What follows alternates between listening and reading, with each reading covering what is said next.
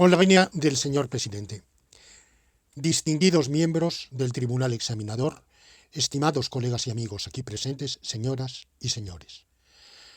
Volver a los 17 después de vivir un siglo es como descifrar signos sin ser sabio competente. Volver a ser, de repente, tan frágil como un segundo. Volver a sentir profundo como un niño frente a Dios. Eso es lo que siento yo en este instante fecundo.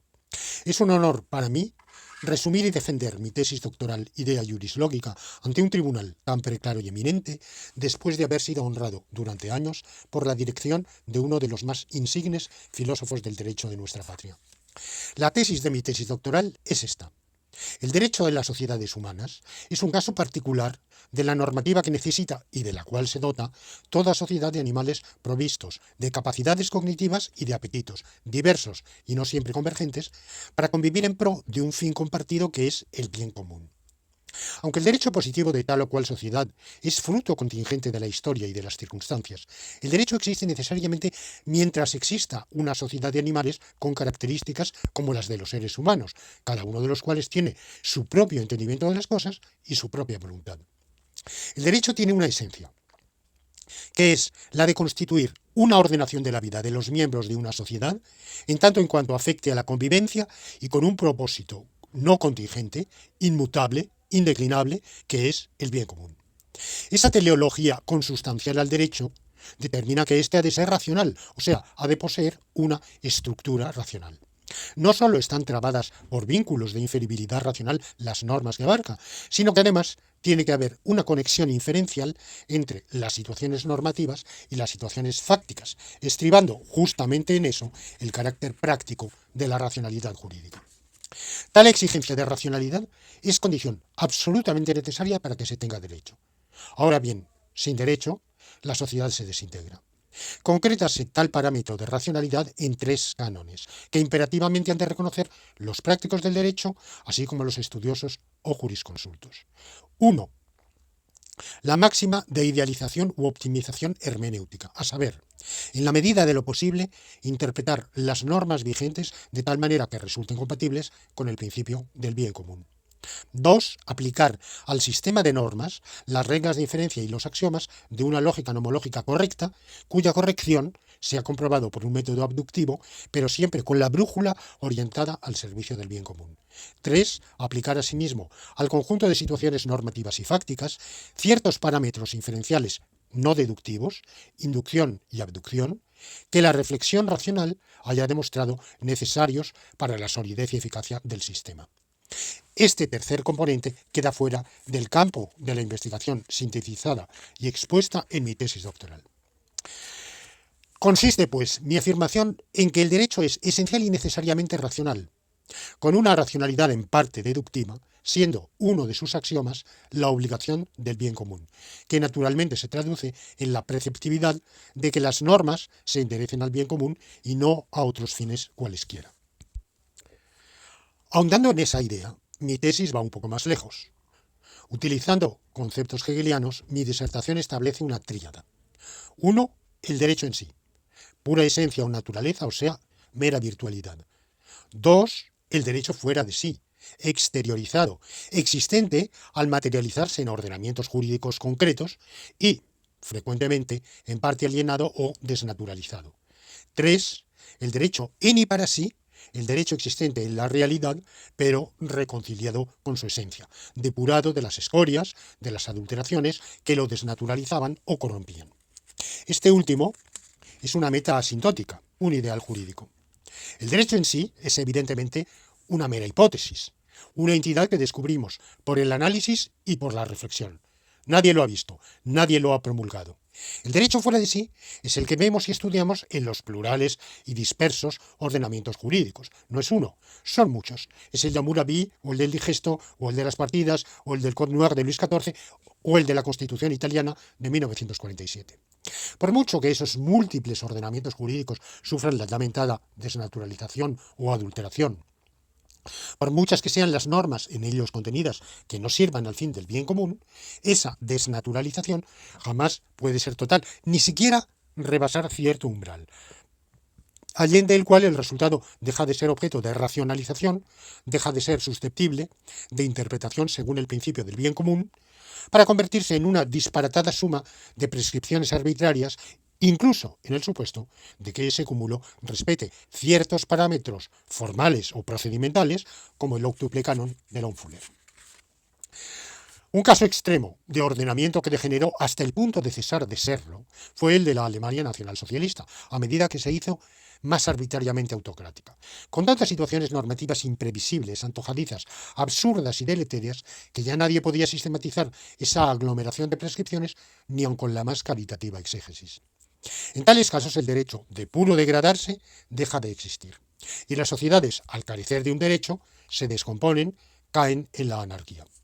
Al margen de esos fenómenos teratológicos, tenemos aquellos ordenamientos que, con mayor o menor fortuna y legitimidad, pueden aspirar al título de jurídicos, y en esa medida se prestan a un tratamiento racional, que no consiste solo en que la mirada del estudioso sea racional, pues así ha de serlo también la que investigue fenómenos irracionales, como por ejemplo los ya aludidos conglomerados puramente caprichosos de prescripciones no susceptibles de sistematicidad. El tratamiento racional que aquí se contempla reviste, pues, a tenor de lo ya dicho, una doble faceta, descriptiva y prescriptiva, ateniéndonos constantemente a la máxima del pretor y jurisconsulto Publio Juvencio Celso, ius est ars boni et aequi. En lo descriptivo, la ciencia y la filosofía jurídicas difieren de la sociología del derecho, que es una ciencia empírica, mientras que ellas son saberes normativos por su función, su contenido y su enfoque metodológico, no pudiendo entender el derecho que es sin ajustarlo, en lo posible, al derecho que debiera ser. Para eso no bastan los exámenes empírico y lingüístico de los textos jurídicos y de las costumbres jurídicamente vinculantes, sino que es menester añadir unos cánones axiológicos de racionalidad, unos principios que enmarcan y orientan al derecho, asignándole, como razón suficiente, una misión de bien común. En lo prescriptivo, la racionalización jurídica consiste en averiguar aquellos aspectos en los que el derecho se desvía de su misión del bien común, razonando siempre con las reglas y los principios de la lógica nomológica. De tal constatación se siguen recomendaciones de política legislativa a fin de hacer más racionales las relaciones jurídicas en diversos ámbitos. Para ambos cometidos necesitamos, pues, una lógica nomológica, con sus axiomas y sus reglas de inferencia. La presente tesis doctoral se aparta resueltamente del positivismo jurídico en todas sus modalidades, comenzando por el positivismo metodológico, caracterizado por el postulado de las fuentes sociales del derecho, de donde lógicamente se deriva el afán de desligar escrupulosamente el derecho que es del que debiera ser. La disertación sostiene que, junto a las fuentes sociales, empíricamente investigables, el derecho tiene una fuente transempírica, lógico-axiológica, que corresponde a su propia esencia, a su función. La tesis doctoral no se contenta con superar variantes del positivismo jurídico que un número de filósofos del derecho juzgan desfasadas. También discrepa, al menos en parte, de filosofías del derecho usualmente agrupadas en el cajón desastre del pospositivismo. Entonces está claro que lo que la tesis doctoral profesa es un derecho natural. A pesar de las referencias a Hegel, es Leibniz, aquel filósofo justnaturalista del pasado, de cuyo legado me siento más deudor. Pienso haber logrado plasmar en mi tesis una filosofía jurídica neoleibniziana. Habiendo hecho esa profesión de justnaturalismo, aclaro, no obstante, que preferiría calificar mi tesis como un naturalismo jurídico o un esencialismo jurídico. Naturalismo, en tanto en cuanto subraya la intrínseca naturaleza funcional del derecho y a la vez la consideración del derecho humano como un caso particular de los sistemas de normas de las sociedades animales. Esencialismo, en tanto en cuanto se trata de constatar que el derecho posee una esencia, aunque en sus plasmaciones concretas sea infiel a dicha esencia, entrando en contradicción con ella, lo cual al fin y al cabo no es sino un caso más de verdades contradictorias que abundan en la realidad y que no van a asustar a quien la estudie con una lógica paraconsistente. La lógica nomológica, con la que en la tesis doctoral viene articulada la racionalización del derecho, se aparta totalmente de la lógica deóntica estándar. No solo por basarse en una lógica sentencial y cuantificacional no clásica, una que pertenece simultáneamente a las dos familias de lógicas paraconsistentes y de lógicas difusas o fuzzy, sino porque repudia completamente el tratamiento modal de los operadores deónticos. O sea, la idea de que lo obligatorio en un sistema es aquello que se realiza en todos los mundos posibles donde se cumplen las prescripciones de dicho sistema. Por el contrario, el tratamiento que he propuesto parte de entender las normas como situaciones de un tipo especial, cada una de las cuales consiste en que otra situación, generalmente una situación fáctica, venga afectada por uno de los tres operadores deónticos: preceptividad, licitud, prohibición. Tal afección es un efecto de las fuentes del derecho. Algunas de tales afecciones emanan de la propia esencia jurídica, junto con los supuestos de hecho a que se aplica, mientras que las demás emanan de las fuentes sociales del derecho. Ya he dicho que la lógica que une unas situaciones normativas con otras hay que descubrirla mediante un método abductivo, escudriñando los razonamientos de la praxis jurídica, más depurándolos con un criterio que es el de que han de ser inferencias que garanticen el bien común en vez de perjudicarlo. Entre los principios de tal lógica nomológica se hallan los de colicitud, modus ponens deóntico, causa lícita, no impedimento, subalternación deóntica y permisibilidad, junto con la regla de permisión, que es una presunción de que cuanto no se demuestre prohibido ha de reputarse lícito. Esa lógica nomológica no solo tolera la contradicción, sino que prevé la posibilidad, de hecho, la frecuentísima realidad, de ordenamientos con un par de prescripciones tan contradictorias entre sí que resulta total y absolutamente imposible cumplir ambas a la vez, ni siquiera parcialmente. Tal estado de cosas transgrede uno de los 8 cánones de Fuller. Siendo la colisión normativa desfavorable a la finalidad de servir al bien común, un desideratum de la ciencia y de la filosofía jurídicas es la superación de tales conflictos normativos. Pero mientras existen, es absurda e inaplicable una lógica deóntica que nos diga que en un sistema con antinomias jurídicas cualquier conducta es obligatoria, como lo hace la lógica deóntica estándar. Cabe ejemplificar el desacuerdo que me separa de los demás justnaturalistas de nuestro tiempo con el paradigmático caso de John Finnis. Dudo que el justnaturalismo minimalista de Finnis ofrezca alternativa al postulado de John Austin, cuando afirmó en The Province of Jurisprudence Determined, 1832, una cosa es la existencia de la ley y otra es su mérito o su demérito. Que exista o no, lo aborda una investigación. Que sea o no conforme con una determinada pauta, lo aborda una investigación diferente. Finnis asevera que, sin decir nada que contradiga al positivismo, el justnaturalismo le añade la indagación de cuestiones que el positivista soslaya. Entiendo que 2 cuestiones son centrales para él. Primera, ¿de qué legitimidad moral puede prevalerse el derecho para reclamar nuestra adhesión? Y segunda, ¿qué criterios morales pueden y suelen usar los jueces en sus sentencias? Las agudas y sutiles disquisiciones de John Finnis no ofrecen una réplica clara al postulado de Austin, el cual en cambio sí viene refutado en mi tesis doctoral, al sostener varios principios jurídico-naturales en virtud de los cuales los méritos de una norma determinan su vigencia. Pero, ¿de qué méritos se trata? ¿De méritos morales o de méritos jurídicos? Antes de inventarse los modernos instrumentos de formalización, resultaba difícil a los juristas plantearse con plena claridad la cuestión de las obligaciones o prohibiciones lícitas o ilícitas y de las autorizaciones, asimismo lícitas, prohibidas u obligatorias, aunque los textos legislativos contenían ya disposiciones de ese tenor. La lógica nomológica desarrollada en la tesis sostiene el doble principio de permisibilidad, que afirma: 1. Es lícita cualquier conducta cuya prohibición sea ilícita. Y 2. Es ilícita cualquier conducta cuya prohibición sea obligatoria. La licitud u obligación de una norma vienen determinadas por otra de mayor rango, pudiendo ser un valor o un principio fundamental inherente a la esencia del derecho, o sea, un canon jurídico natural. Por lo tanto, los méritos o deméritos jurídicos de una ley sí cuentan para su exequibilidad e incluso para su existencia, la cual no está exclusivamente enraizada en hechos sociales de aquiescencia o reglas socialmente compartidas de reconocimiento. A la vez que, con el axioma de permisibilidad, la lógica nomológica propuesta en la tesis refuta el postulado de Austin, todos sus otros principios van en la misma dirección. Cada uno de ellos determina que reputemos jurídicamente válido un contenido no por hechos sociales, sino por una combinación de tales hechos con pautas normativas no promulgadas. Tales son, por ejemplo, el axioma de subalternación deóntica, el cual sostiene que obligatoriamente lo obligatorio es lícito, y la regla de permisión, que obliga a presumir lícita aquella conducta cuya prohibición no se demuestre. Son sendos cánones jurídicos, quiéralo el legislador o no, que para nada varían al compás de las reglas sociales de reconocimiento.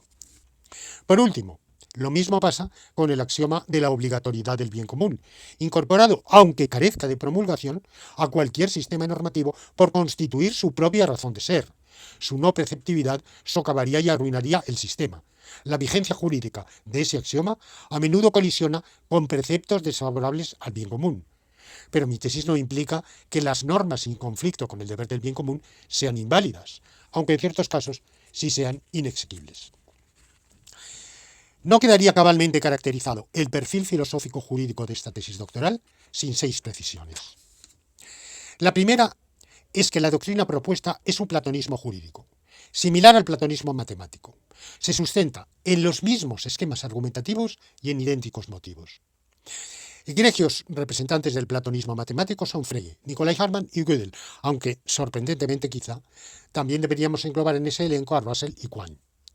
Igual que ese platonismo entiende que no se puede comprender la matemática sin postular esencias eternas, entes supraindividuales transempíricos que descubrimos por la razón, el platonismo jurídico ve imposible habérselas con el derecho sin postular una inmutable esencia transempírica del mismo, a saber, el derecho en sí al que me he referido anteriormente, el cual engloba, además de la finalidad o función del derecho, también las pautas esenciales de su trabazón racional o lógica. Mi segunda precisión estriba en que la tesis doctoral reivindica la idea de verdad jurídica, sin la cual se desmoronaría toda su construcción, rechazando la creencia de que, siendo el derecho un conjunto de prescripciones, éstas carecen de verdad y de falsedad. Tal creencia se ha plasmado en distingos, como el inventado por algunos autores, entre normas, sería más exacto decir preceptos, y proposiciones normativas. La tesis doctoral sostiene al revés que una norma es una situación normativa, que suele ser el contenido semántico de un precepto, adquiriendo existencia en virtud de la mera enunciación de tal precepto por la autoridad facultada para ello, siempre que cumpla determinados requisitos procedimentales. De suerte que el precepto es un enunciado declarativo, la atribución de una calificación deóntica a un estado de cosas que adquiere verdad por el mero acto de habla de la propia declaración, en virtud de su fuerza ilocucionaria en un contexto apropiado de elocución. Mi tercera precisión es que la tesis doctoral se aparta del principio de Hume de la indeducibilidad lógica de lo normativo a partir de lo fáctico y viceversa, y por consiguiente también del rechazo de Moore de la llamada falacia naturalista. El enfoque propuesto sostiene, por el contrario, que hay inferibilidad lógico-deóntica entre supuestos de hecho y consecuencias normativas. Y la inferibilidad lógico-deóntica radica en la verdad de ciertos axiomas transempíricos en las esencias necesarias, eternas e inmutables.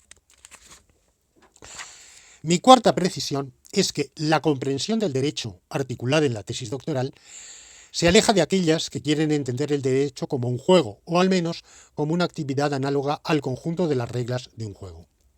Podemos evocar aquí el debate de comienzos del siglo XX entre el formalismo matemático de David Hilbert, quien efectivamente concebía las teorías matemáticas como juegos, y el platonismo de Frege, quien sostenía que la matemática necesita hacer asertos y les exige verdad, al paso que las reglas del tuteo o las del ajedrez no son verdaderas.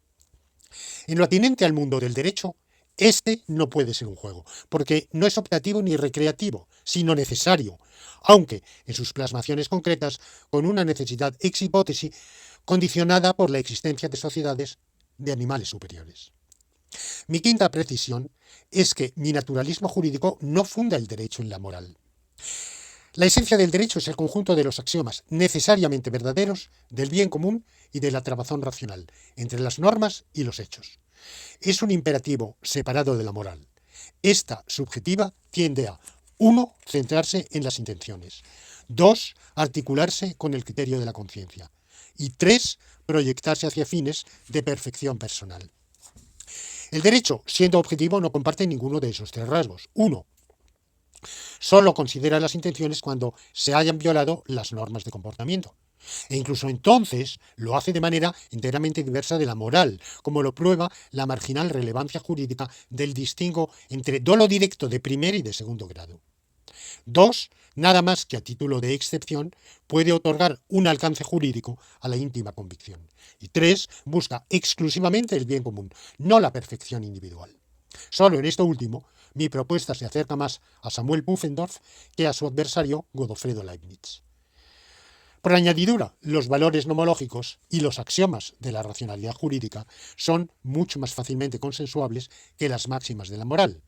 El justnaturalismo jurídico es incluso compatible con el no cognitivismo moral. Mi sexta y última precisión, ya precedentemente apuntada, es que mi naturalismo jurídico no rechaza la existencia de normas jurídicas injustas, ni por lo tanto sostiene que sea automáticamente irrito cualquier precepto cuyo contenido gravemente contradiga el axioma del bien común. Clasifico el justnaturalismo en dos tipos, aditivo y sustractivo. El justnaturalismo aditivo sostiene que ciertos axiomas necesariamente verdaderos son genuina fuente del derecho. El justnaturalismo sustractivo entiende que los principios del derecho natural cumplen una mera función de filtros, sustrayendo validez a los preceptos que les son opuestos. Mi propio justnaturalismo es aditivo, aunque marginalmente también es mixto. Conclusión. Idea juris logica propone una teoría del derecho cuyo meollo es una lógica jurídica material. Esta no ofrece una matriz vacía y muda, que, para decir algo, haya de esperar a venir llenada de contenido por el legislador, sino que contiene axiomas que ya de suyo son verdaderas normas, sin cuya incorporación carecería de sentido el ordenamiento jurídico. Son esas las normas que, según una tradición que se remonta a los estoicos, podemos calificar de jurídico-naturales, en tanto en cuanto corresponden a la propia naturaleza del derecho. Pero el esencialismo nomológico o justnaturalismo lógico no se concibe sin sus interlocutores en el debate, entre los que destacan sobre todo dos. Primero, la lógica deóntica estándar, inaugurada en 1951 por von Wright, cuyos ulteriores desarrollos están ligados a una variante radical del positivismo jurídico representada por la escuela de Alchurrón y Bulliin. Y segundo, el omnipresente normativismo de Kelsen, cuyo fulgor eclipsa a Hart y demás positivistas anglosajones. A esos dos contendientes intelectuales debo tanto como a aquellos de quienes me siento heredero intelectual. Terminaré con una última puntualización. El tratamiento justfilosófico propuesto en Idea Juris Logica pertenece de lleno a la filosofía analítica. Hácese patente esa pertenencia en el empeño por demostrar deductivamente, en la justificación abductiva de los axiomas y en los instrumentos de análisis conceptual, que no se limitan a la definición, a menudo imposible. También se manifiesta en las referencias y en el propio estilo. No se considera el doctorando poseedor de la verdad. Se da por satisfecho, habiendo contribuido a renovar un viejo debate desde la confluencia entre la lógica y el derecho, a sabiendas de que al hacerlo ha abrazado discutibles puntos de vista que gustosamente somete a otros mejor fundados. Como colofón, desearía ahora, si se me concede la venia para hacerlo, aducir tres citas, indicativas en parte de mis fuentes de inspiración y en parte de mis propósitos. Como no podía ser de otra manera, la primera es de mi maestro Leibniz, de un escrito temprano del año 1678, titulado Tres Principios. Razón tendríamos, burlándonos de quien desconociera la diferencia entre las verdades eternas y necesarias, que han de ser las mismas por doquier, y aquello que es contingente, mudable o arbitrario. Lo propio sucede con la justicia. Una de dos. O bien es una expresión determinada, con un sentido unívoco, o bien es un mero sonido carente de significado como blitiri. De ser una expresión determinada, entonces ese vocablo, justicia, tendrá alguna definición o noción inteligible. Empleando las incuestionables reglas de la lógica, cabe extraer consecuencias seguras de cualquier definición. Así se procede precisamente al elaborar las ciencias necesarias y demostrativas, que para nada dependen de los hechos, sino sólo de la razón, como lo son la lógica, la metafísica, la aritmética, la geometría, la ciencia de los movimientos y también la ciencia del derecho. No se fundan en absoluto en las experiencias y en los hechos, sino que antes bien sirven para dar razón de los hechos, regulándolos de antemano, lo cual ocurriría con el derecho aun cuando no hubiera leyes en el mundo. Segunda cita de Mariano y José Luis Peset, La Universidad Española, siglos XVIII y XIX. El juez aplica la norma que no le gusta. Incluso a veces procura suavizarla en la medida de lo posible. Pero existe, al menos el hombre ingenuo de leyes lo cree, otra actitud muy diversa en momentos de esperanza o de hallazgos jurídicos. Los abogados decimonónicos vivieron años de ilusión y de entusiasmos políticos y jurídicos. Había variado su norte y se encontraron protagonistas de un orden nuevo. Lucharon con brío frente a los poderosos del antiguo régimen en favor de capas más amplias de la sociedad. Los juristas liberales pretenden mayores conocimientos de derecho natural y político, de los principios de la legislación universal, donde aprenden el gobierno del pueblo y los derechos del hombre y del ciudadano. Tercera y última cita de Max Weber, Sociología del Derecho. Derecho natural es el conjunto de normas vigentes preeminentemente frente al derecho positivo y con independencia de él, que no deben su dignidad a un establecimiento arbitrario, sino que por el contrario legitiman la fuerza obligatoria de éste. Es decir, el conjunto de normas que valen no en virtud de provenir de un legislador legítimo, sino en virtud de cualidades puramente inmanentes. El derecho natural es, por ello, la forma específica de legitimidad del ordenamiento revolucionariamente creado. La invocación al derecho natural ha sido siempre la forma en que las clases que se rebelaban contra el orden existente prestaban legitimidad a su anhelo de creación jurídica. Frente al irracionalismo de los axiomas del derecho histórico, se hallan en oposición contradictoria los axiomas justnaturalistas del racionalismo jurídico, y sólo estos pueden dar origen a normas de tipo formal. Por lo cual, y con toda razón, por derecho natural solo se entiende a posteriori el conjunto de esos axiomas. Con la venia del señor presidente, ante todo lo que quiero expresar es mi enorme gratitud por las críticas recibidas. No dejo de ser evidentemente sensible también a las palabras de elogio y sobre todo de amistad y de afecto, de compañerismo, pero los elogios evidentemente son siempre muy halagüeños para el ego que cada uno tiene, pero las críticas son las que ayudan a mejorar, a corregir, a ahondar, a replantearse los problemas, o como mínimo a tratar de explicar mejor las cosas.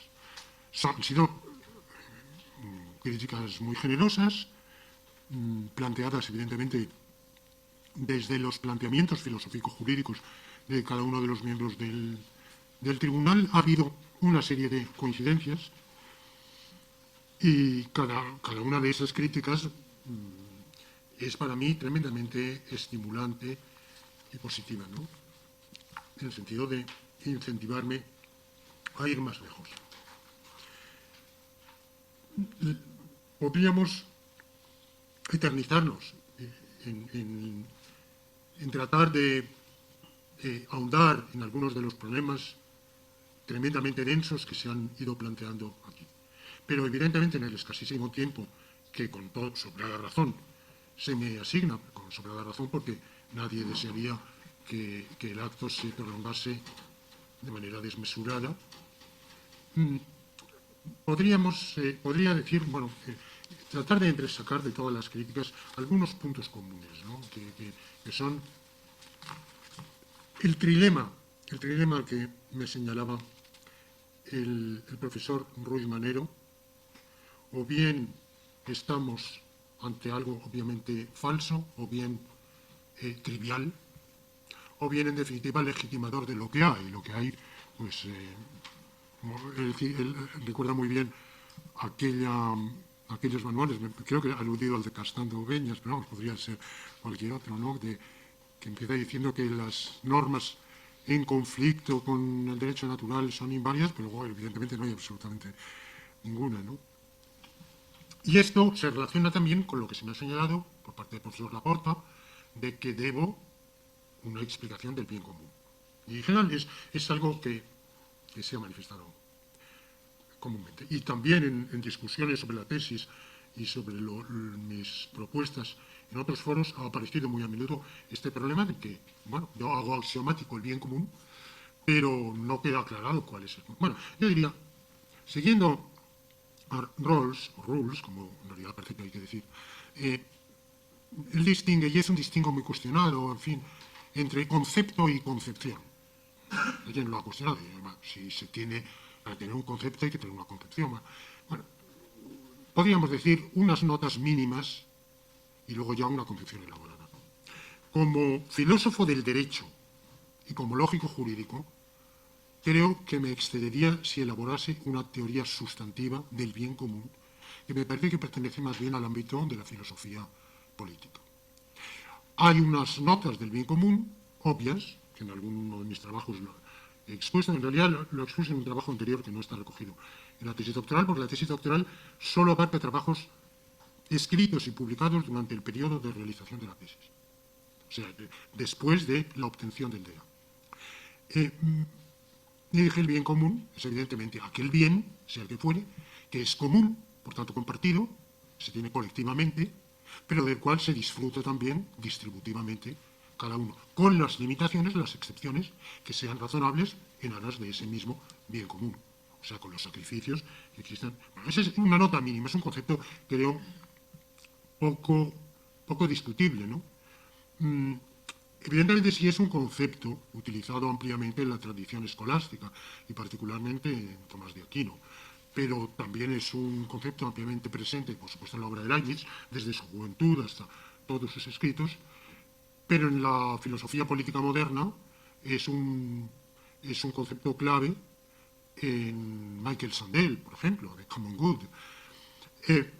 Elaborar una concepción sustantiva, desarrollada del bien común, quizá, me parece a mí, que es más propio de la filosofía política. Ahora, dar algunas pautas del bien común sí se hace a lo largo de toda la tesis. Por ejemplo, el capítulo sobre los derechos de bienestar y el servicio público en la tradición socialista nos da una idea del bien común. Solo hay bien común en la medida en que hay un bienestar colectivo generosamente repartido y cuya tarea corresponde a los poderes públicos. En los derechos de libertad, por eso he sostenido que ningún valor tenga prioridad con respecto al valor de la libertad, lo cual, claro, o sea, efectivamente en esta tradición juvenil a la cual yo pertenecí, a la que se ha mencionado varias veces, evidentemente el valor de la libertad estaba claramente subordinado al valor de la felicidad o el valor de la igualdad. Claro, frente a eso yo sostengo que no hay no el orden lexicográfico de Rawls, de que la libertad lo primero, y solo en la medida en que sea compatible con la libertad la igualdad, no digo eso, lo que digo es que ninguno de ellos es globalmente prioritario.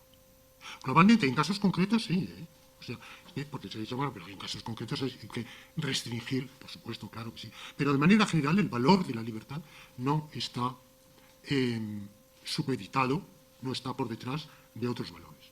Por tanto, cuando defiendo los valores de libertad, cuando defiendo los valores de los derechos de bienestar, cuando defiendo la tarea de el servicio público por parte de la sociedad, estoy desarrollando aspectos, facetas de la comprensión del bien común. O sea, hay que entender esa referencia al bien común en el contexto de todo lo que se ha ido diciendo y sosteniendo a lo largo de todos los capítulos de la tesis. Evidentemente no está separado de ellos. Entonces, yo creo que no es trivial, porque aporta unos elementos mínimos que si se tira del hilo dan mucho de sí, como son todos esos valores y derechos de bienestar y de libertad, no es trivial, no es legitimador de lo que existe. Por lo siguiente, porque justamente siempre a cualquier conjunto de normas vigente le añade esas normas de bien común, aunque el legislador no las haya reconocido, le añade esas normas. Todavía no estamos en la exequibilidad. ¿Cuáles van a ser exequibles? Ese es otro problema que efectivamente en la tesis está solamente, porque incluso en mi presentación he hablado varias veces de la diferencia entre existencia y exequibilidad, pero no he dicho cuándo es exequible, y es un problema bastante complicado, evidentemente. Y no es falso, en el sentido de que, precisamente porque es un justnaturalismo aditivo, no niega que muchas normas, muchísimas, son contrarias al bien común. Lo que digo es que cuando ese muchísimas, es muchísimas, como se dice en el Ecuador, es muchísimas y tantas, que ya son muchas más que aquellas que, mal que bien, con imperfecciones, sirven, aunque sea estirando un poco, para el bien común. Entonces estamos en la pendiente resbaladiza, en el proceso de degeneración jurídica, y llegamos a un caso teratológico en que el ordenamiento deja de ser un ordenamiento jurídico, para ser una suma de prescripciones insubsumible bajo los esquemas del racionalismo jurídico, ni siquiera imperfectísimamente. Entonces, yo creo que puedo escapar ese trilema, porque no es legitimador, porque siempre añade esa otra norma que no le gusta a lo mejor al legislador positivo. No es trivial porque tiene unos contenidos mínimos, que son sobreañaden, que luego además invita a que los legisladores, los pueblos, la conciencia jurídica, la conciencia pública, vayan teniendo concepciones diferentes del bien común, porque evidentemente la tesis es naturalista, pero está abierta a esa evolución. Evidentemente que sí, que el concepto de bien común que podemos tener en el siglo XXI es diferente, y tiene que ser diferente porque la sociedad en que vivimos es diferente, porque hemos aprendido otras cosas que hace un siglo, 2 o 10. Y, por tanto, no creo que sea falsa, no creo que sea trivial, ni creo que sea legitimadora de todo. El principio, ¿cuándo es exigible? ¿Cuándo ese principio del bien común y sus consecuencias en defensa de los derechos humanos son exequibles? La verdad es que sería bastante pragmático y diría cuando el juez pueda y deba atreverse a hacerlo exequible. ¿Y cuándo sucede eso? Cuando la conciencia pública y la conciencia de los operadores jurídicos sea favorable a ello y, por tanto, existan unas condiciones idóneas. Mientras no existan esas condiciones idóneas, sería un puro desideratum el juez. Creo que esas situaciones se han ido dando efectivamente. He citado lo de Mariano y José Luis Peset. Fue una pugna de los juristas del siglo XIX, con un derecho positivo todavía muy marcado por el antiguo régimen. No olvidemos que nuestro Código Civil llega tardíamente, en 1889, porque habían fracasado los previos proyectos. Y a lo largo de todo el siglo XIX se está viviendo en los esquemas conceptuales del liberalismo, en pugna con ese legado del derecho histórico. Ya antes, podemos decir, sí, efectivamente, por ejemplo, en la cultura francesa, la lucha de los parlements, esos tribunales que se llamaban así, parlamentos, contra el despotismo regio y ministerial, para hacer exequibles normas de bien común. ¿Por qué?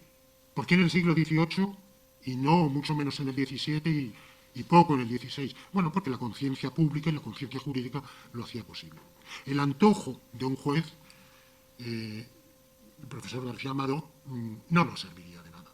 El juez, primero porque el juez sería anulado automáticamente, porque en cualquier Estado de Derecho hay unas vías de recurso y de impugnación, y por tanto la ocurrencia de un juez desde sus particulares valoraciones difícilmente podrá prosperar, pero es que incluso el juez no se atrevería a aplicar normas de bien común más que en ciertas circunstancias.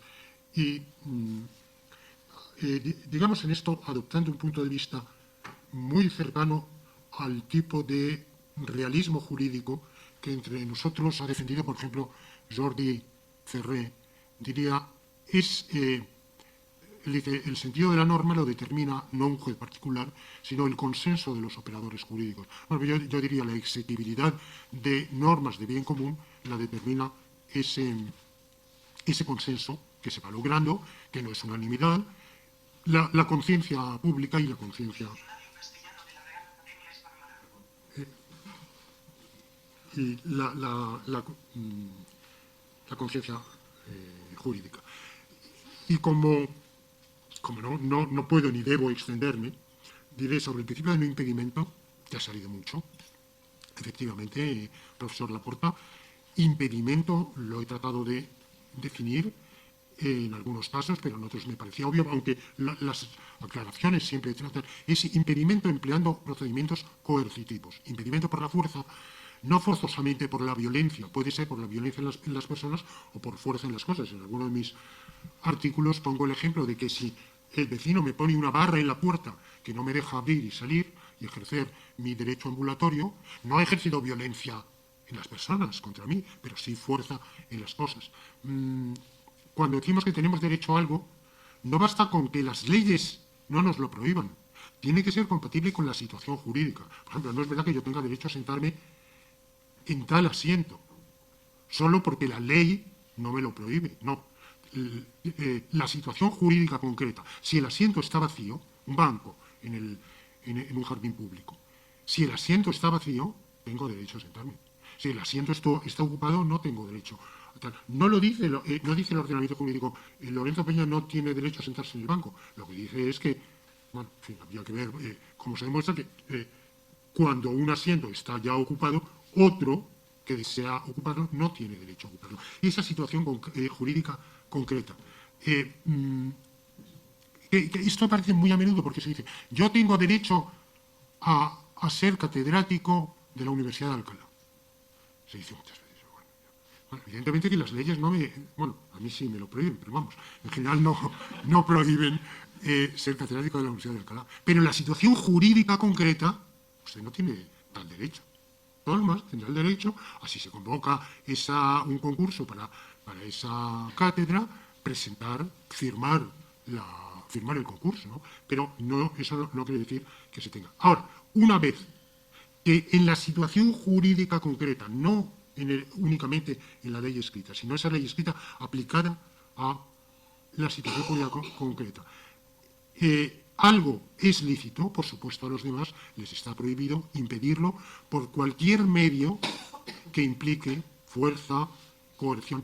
En ciertos casos, ya lo he dicho, por ejemplo en los derechos de bienestar y servicio público, en ciertos casos las omisiones, no cualquier omisión, por supuesto, en ciertos casos las omisiones son equivalentes al impedimento por la fuerza, porque aunque de suyo la omisión no hace fuerza, pero en determinadas circunstancias sí constituye un modo que socialmente es con fundamento considerado como si fuera un impedimento por la fuerza. Quiero aclarar otra cosa que también en alguno de mis escritos está precisado. La noción de impedimento tiene un meollo esencialmente fisicalista, que es el que ya he dicho, impedir como obstaculizar, obstruir o hacer imposible por el ejercicio de ciertas acciones materiales impeditivas una conducta, una realización. Pero ese es su meollo.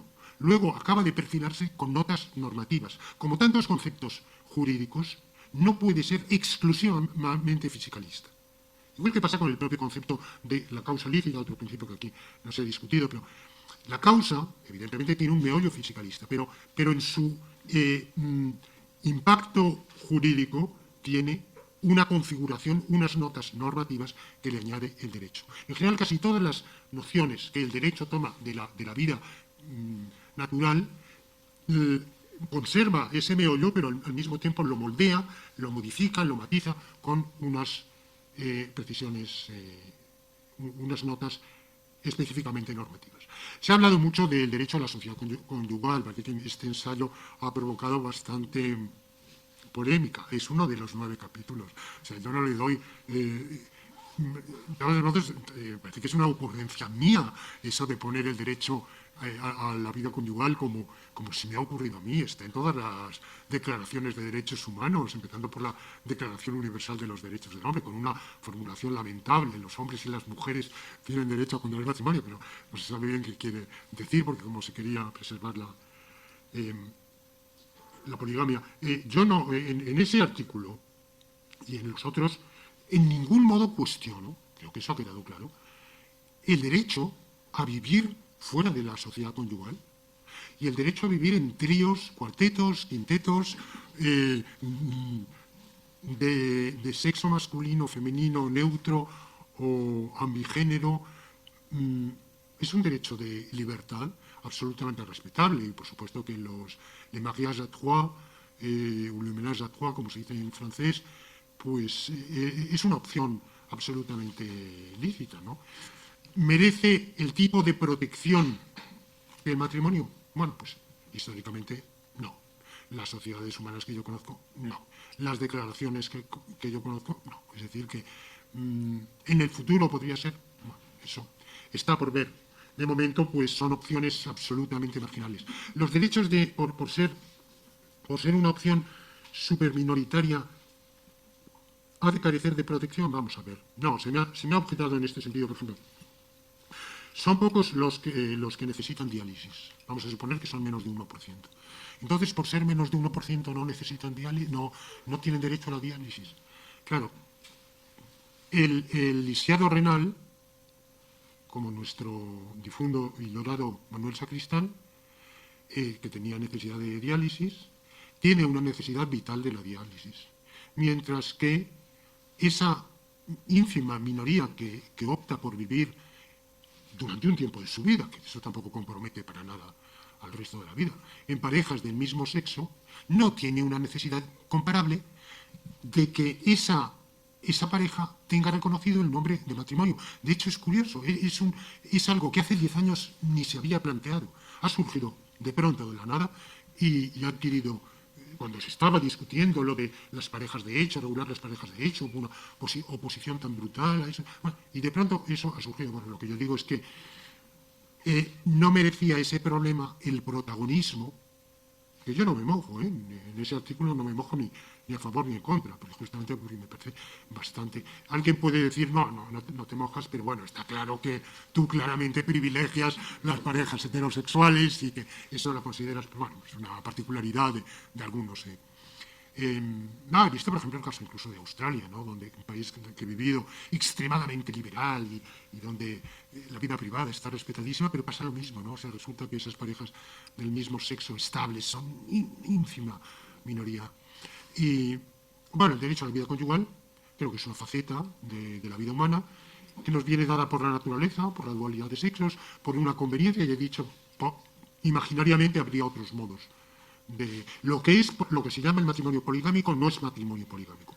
Que haya otras formas posibles, futuras o reales hoy, de ménage à trois o à quatre, bueno, eso entra en la libertad de vivir de cada uno, que es perfectamente respetable. Los hijos, si son por voluntad de la propia pareja, o sea, el derecho a la intimidad existe, pero si yo invito a mi casa a alguien, vamos, si mi mujer y yo invitamos a alguien a mi casa, pues digamos que ese alguien, ese visitante, está interfiriendo en nuestra intimidad. Eso es voluntario.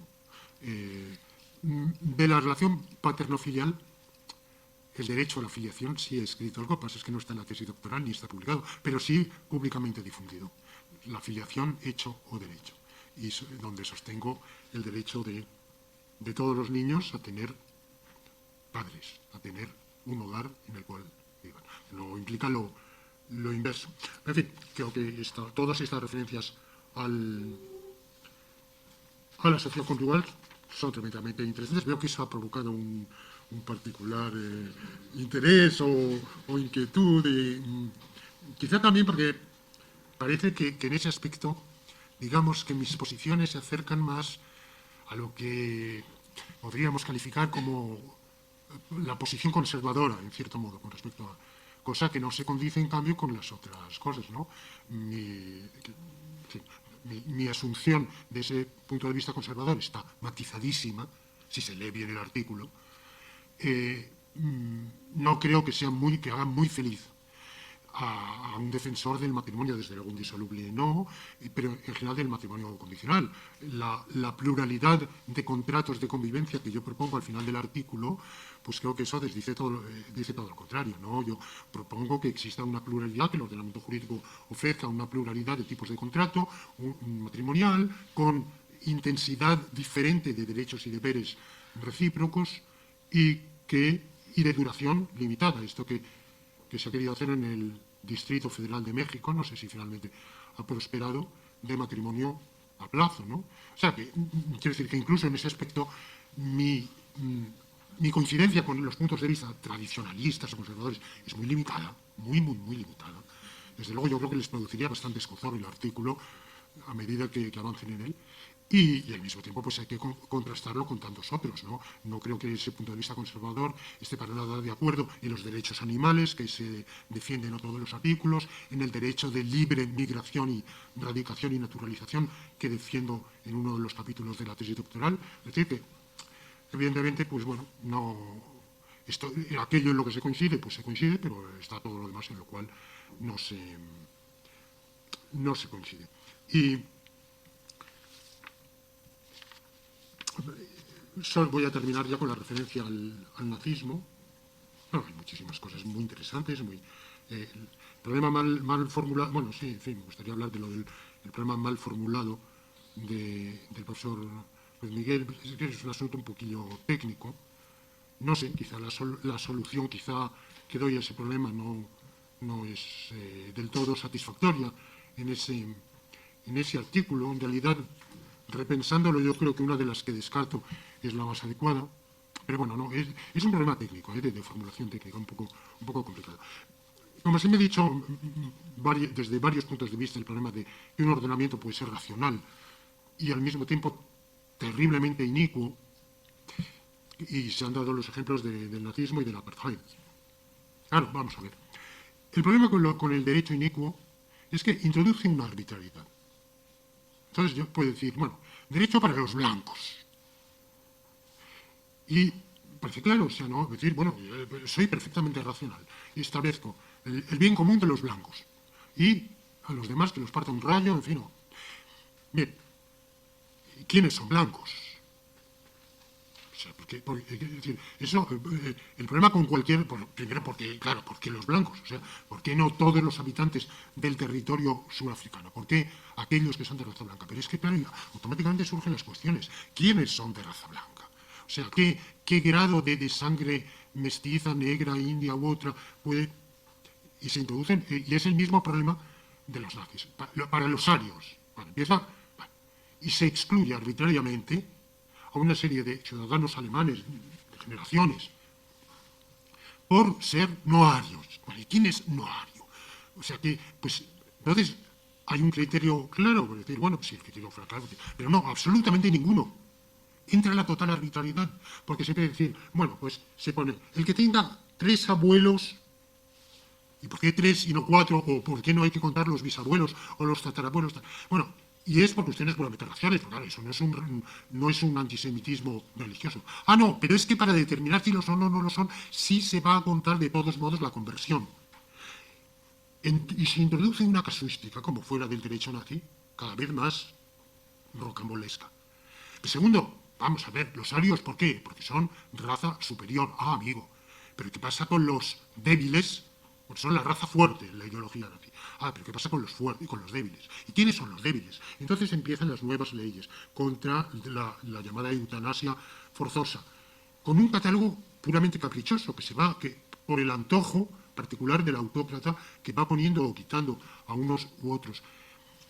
La iniquidad tiene ese problema, ¿no? Que es absolutamente desbordante porque no tiene criterio. La iniquidad ha existido y sigue existiendo.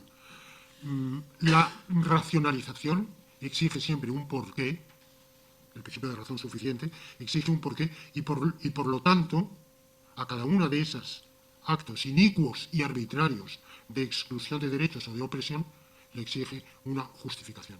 Primero, que se defina. Y entonces es cuando vemos que no se puede definir con claridad justamente porque es arbitrario. Y al no poderse definir, vamos diciendo, bueno, pues es que en sí mismo es una prescripción arbitraria que colisiona con el bien común.